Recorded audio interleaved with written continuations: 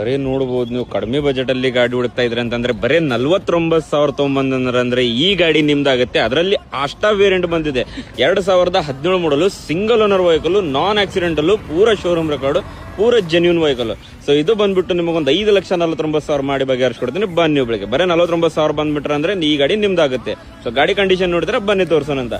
So ನೋಡಬಹುದು ನೀವು headlight condition ಕೂಡ ನೋಡಬಹುದು, ಎಷ್ಟು ಚೆನ್ನಾಗಿದೆ, ಎಷ್ಟು ನೀಟ್ ಆಗಿದೆ. Pure Karnataka registration with HSRB number plate ಸಮೇತ. ಸೊ ಹುಂಡೈ ಲೋಗೋನು ಕೂಡ ನೋಡಬಹುದು.